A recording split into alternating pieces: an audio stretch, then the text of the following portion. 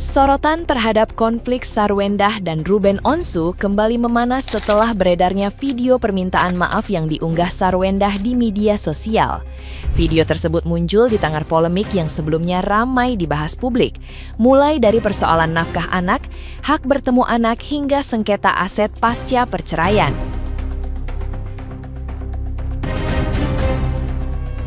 Namun, alih-alih meredakan suasana, unggahan itu justru memancing perhatian banyak pihak, termasuk Nikita Mirzani yang ikut memberikan tanggapan pedas melalui kolom komentar.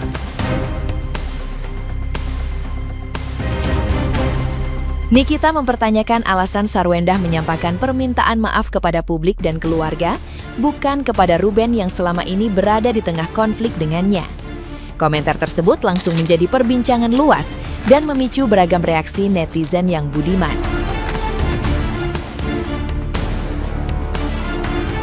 Sebagian mendukung pandangan Nikita karena dianggap berbicara secara lugas dan berani.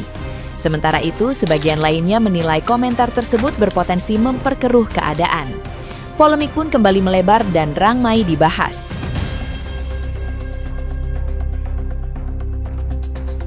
Minta maaf ke Kak Ruben itu yang benar. Ngapain lo minta maaf ke netizen? Emangnya netizen yang kasih makan anak lo? Ajaib ini orang. Satu lagi, ngapain lo minta maaf ke keluarga lo? Keluarga lo aja dibiayain Kak Ruben. Bener-bener lo ya, gacor banget. Ya, begitulah tulis akun milik Nikita Mirzani.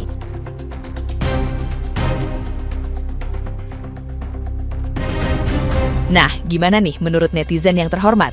Silakan berkomentar ya. Endah tiba-tiba banget minta maaf. Kenapa? Karir udah mau roboh ya? Hujatan udah di mana-mana, karir terancam, sampai ngerasa blunder sendiri, minta maaf sendiri. Rasa nggak nyaman ya karena artis-artis besar udah ngerangkul sih. Ya turun budget dong biasanya. Katanya per berapa menit atau berapa jam itu 200 juta, habis ini turun deh ini. Sangat terharu, sangat tersentuh dengan permintaan maafannya. Tapi ini menurut saya, kenapa tidak ditujukan langsung kepada Ruben Onsu, biar bersalah kepada siapa, lebih kepada siapa, itu yang harus diutamakan. Menurut saya tidak cuma kakaknya aja, adiknya juga harus meminta maaf karena sudah membuat kegaduhan di publik kan gitu. Saya rasa kalau ini adalah sebuah bentuk hal yang sangat baik gitu kan. Jadi semoga kedepannya lebih baik. Menurut saya ini adalah hal yang awalan yang sangat baik gitu. Jadi kedua belah pihak harus menurunkan ego ya. Jadi biar anak-anak itu tidak kurang kasih sayang ayah dan tidak kurang kasih sayang ibu. Hal itu bisa terjadi kalau ada kerjasama antara kedua belah pihak begitu. Ini benar beritanya di cumi-cumi.com. Kalau emang benar ya, ada 3 poin di sini yang dimana gue tanggepin ya itu sangat tidak realistis. Yang pertama, lu fokusnya minta maaf sama anak-anak lu. Kedua, sama keluarga besar lu. Dan yang ketiga, sama fans lu. Wah, fans, keluarga besar. Wah, anak-anak ngapain? Sama Ruben Onsu, orang yang udah lu nyakitin, monyet. Fokus sama Ruben, ya. Fokus sama Ruben Onsu, ya.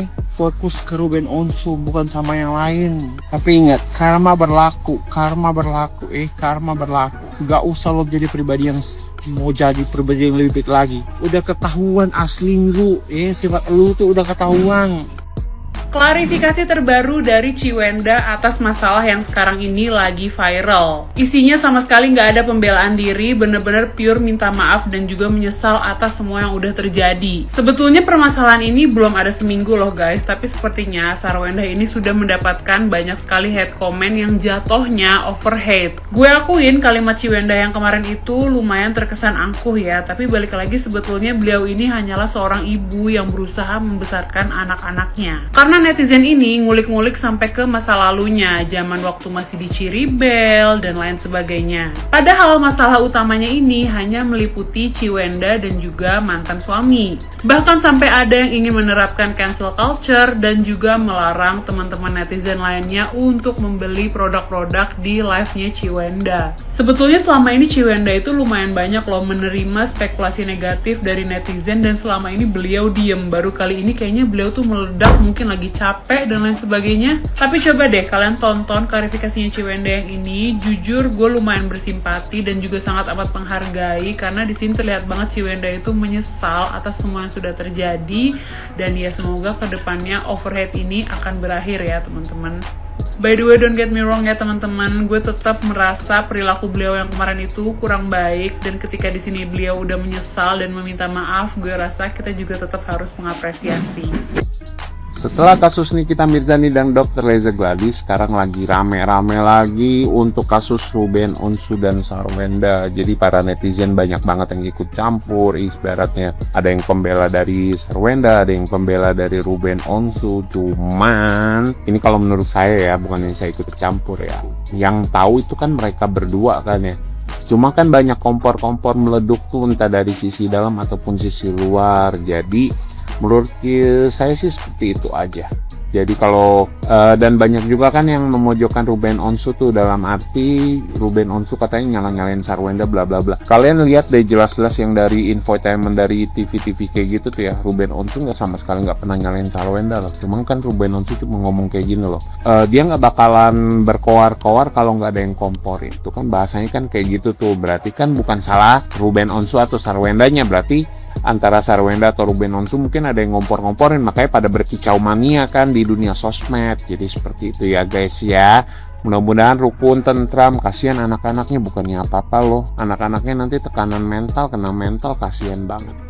Mudah-mudahan cepat selesai, kita doain aja cepat selesai, dan jangan pada ngompor-ngomporin, gak baik ya. Sukses selalu, sehat selalu buat kalian semua. Bye. Berita Sarwenda yang singgung Ruben Onsu ini viral banget. Kok bisa sih? Perseteruan Sarwenda dan Ruben Onsu tampaknya belum menemui titik terang. Saling sindir di media sosial pun kembali terjadi. Sarwenda diduga menyinggung soal nominal nafkah yang diberikan oleh Ruben Onsu. Dan katanya, nominal itu 200 juta. Namun, memang uang tersebut di stop 6 bulan ini karena sang presenter tidak bisa menemui anak-anaknya. Di video tersebut, salah satu asisten dari Sarwenda juga berkomentar, Nggak usah ngarepin laki-laki. Kita wanita bisa beli sendiri. Sarwenda pun menimpali, meski sebagai single mother, ia mampu membeli keperluan sendiri tanpa harus meminta ke orang lain. Dari obrolan yang di awal membahas uang 200 juta, ucapan Sarwenda kemudian merembet ke soal sindiran laki-laki yang disebutnya sebagai cong. Asisten Sarwenda dan adiknya kaget mendengar ucapan dari mantan personil Cherry Bell tersebut. Video kemudian beralih ke interaksi Sarwenda dan pacarnya. Kembali, yang membahas soal uang 200 juta, di mana Sarwenda dengan tegas bilang nggak butuh uang tersebut. 200 juta coy. Bahkan dari gerak bibirnya banyak netizen yang membaca Sarwenda mengucapkan, gue juga nggak butuh uang itu, anti tutur Sarwenda. Jujur guys, aku bakal ngikutin berita ini. Coba kalian tulis pendapat kalian di kolom komentar apa yang sebenarnya terjadi. Dan kalian sendiri ini timnya Ruben Onsu atau timnya Sarwenda, oke? Thank you. Hai, orang tua saya bercerai ketika saya umur 7 tahun. Sebuah perceraian yang damai, nggak pakai ribut-ribut, dan tidak satupun dari keluarga ayah dan ibu saya yang ikut campur, apalagi ngomongin dan ngejelek-jelekin. Nggak ada. Silaturahminya terjaga dengan amat sangat harmonis. Pada hari raya kita tetap saling mengunjungi. Kalau kemeninggalan kita hadir atau menjenguk keluarga yang sakit keras. Ayah ibu saya masih menjaga itu. Tapi saya tetap terdampak. Jadi saya punya trust issue. Saya jadi galak sama pacar-pacar saya ketika saya mulai pacaran. Dan tentunya beberapa perilaku yang saya nggak bangga sih ketika saya beranjak dewasa. Kok bisa? Sederhana banget guys, karena dalam pikiran anak-anak selalu ada mimpi. Kenapa sih mama papa nggak serumah aja kayak dulu? Karena anak-anak masih menyimpan kenangan indah ketika mama papanya rukun-rukun saja. Saya pun begitu, walaupun saya masih umur 7 tahun, tapi saya tetap menyimpan kenangan manis walaupun samar. Dan sampai saat sekarang udah umur segini, saya kadang-kadang masih mengeluarkan memori-memori manis itu. Dan saya masih tetap bilang, seandainya mereka masih bisa rukun. Nah, kebayangkan dampaknya bagi anak-anak yang sudah pisah, ribut-ribut soal uang, ribut-ribut soal hak kunjung anak, dan ditambah dengan keluarga yang maksudnya pasti baik, tetapi justru memperkeruh suasana. Kalau pasangan ini ditambah lagi dengan omongan netizen yang icam aja gitu. Jadi guys, di dalam perceraian yang paling berat bukan masalah bagi-bagi harta atau biaya hidup bulanan. No, bukan itu.